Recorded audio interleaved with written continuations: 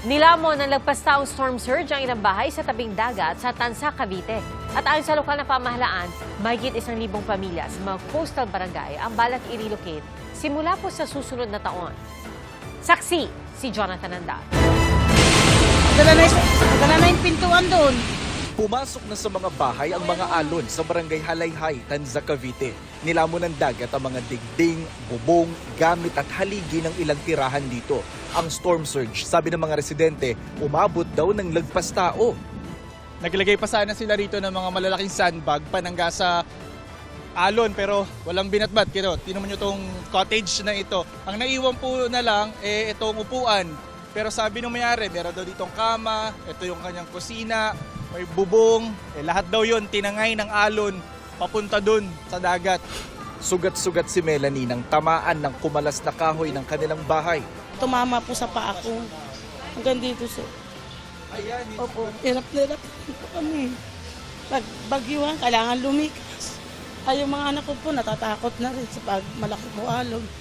Tignan nyo kung gaano kalapit yung tubig mula doon sa mga nasirang bahay. Ito yung dagat, tapos ito na yung mga bahay.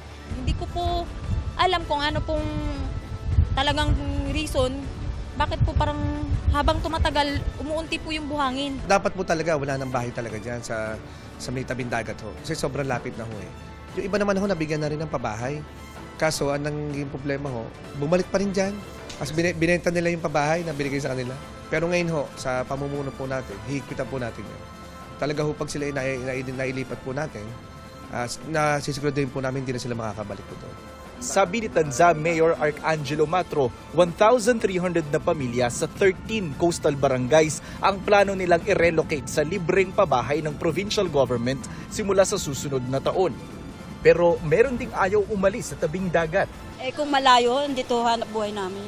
Kung ang hanap buhay, kapalit naman kaligtasan ninyo. Hindi naman siguro marunong ang Diyos. Pwede po tayo maglagay ng libreng transportasyon para po wala na po silang gastos para makapunta pa rin po sila sa mga trabaho po nila. Panawagan ngayon ng mga apektado rito, materyales pampagawa ng bahay, damit, kumot at karagdagang pagkain. Ang Kapuso Foundation nagpaabot ng tulong sa mga lumikas sa Tanza. Sa bayan naman ng Kawit, binabangka na ang paghahatid ng relief goods dahil abot baywang pa rin daw ang baha malapit sa ginagawang Calax o Cavite-Laguna Expressway sa barangay Marulas. Si Kagawad Pats Meliora, isinisisi sa Calax ang baha nila ngayon. Kumitid daw ang ilog nila dahil tinambakan daw ng lupa para itirik ang pundasyon ng Calax. Kasi kung kinonsulta kami rito, hindi magkakaganyan. Sasabihin namin na teka muna kasi makaka-apekto yan sa baha. Sa ngayon, wala pa naman po kaming nakikita na ang Calax po ay may dinagdag po sa apekto ng ating habagat. We will get the full report po and we will update po the residents of the said barangay. Nauna nang sinabi ng Metro Pacific Tollways Corporation na namamahala sa Calax na walang indikasyon na ang kanilang konstruksyon ang sanhi ng mga pagbaha base sa kanilang inisyal na site inspection. Nauunawaan naman nila ang sentimiento ng mga apektadong komunidad sa Kawit at Imus kung kaya't nagsasagawa na sila ng mga hakbang para mapanatili ang maayos sa daloy ng tubig sa lugar.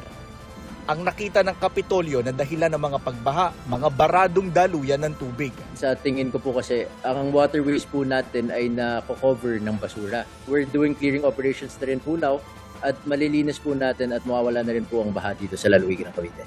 Sabi ni Remulla, ang pangmatagalan nilang solusyon sa baha, master plan ng drainage system sa probinsya. Nung nakaraang taon pa raw niya ito hiningi sa DPWH Calabarzon pero wala pa rin daw tugon sa kanya. Sinusubukan naming makuha ang panig ng DPWH Calabarzon. Ako si Jonathan Andal, ang inyong saksi. Posible pa rin po ang malalakas na ulan sa ilang bahagi ng bansa dahil sa habagat o yung pong southwest monsoon. Ayon sa Pag-asa, bagaman hindi na kasing tindi ang habagat dahil wala na yung mga nagpapalakas dito, asahan pa rin po ang epekto nito sa Luzon at sa kanurang bahagi ng Visayas. Binabantayan din ang tropical storm na may international name na Peilu. Sa labas po yan ang Philippine Area of Responsibility. Base po sa datos ng Metro Weather, umaga bukas ay mataas pa rin ang tsansa ng ulan sa Ilocos Provinces, sa Pangasinan, La Union, Benguet, Zambales, Bataan, Mindoro at Palawan. At sa hapon may mga pag-ulan na rin sa Cagayan Valley, Cordillera, iba pang bahagi ng Central Luzon at Mimaropa. May mga kalat-kalat ding ulan sa Calabarzon at Bicol Region. Meron din pong malalakas na pag-ulan na posibleng magpabaha o magdulot ng landslide. Pabugso-bugso pa rin ang ulan at hangin sa Metro Manila. At may mga pag-ulan din sa Antique at Negros Island region sa umaga. Pagdating ng hapon, posible rin ang ulan sa iba pang bahagi ng Visayas. Gayun din sa ilang bahagi ng Mindanao dahil naman sa localized thunderstorms.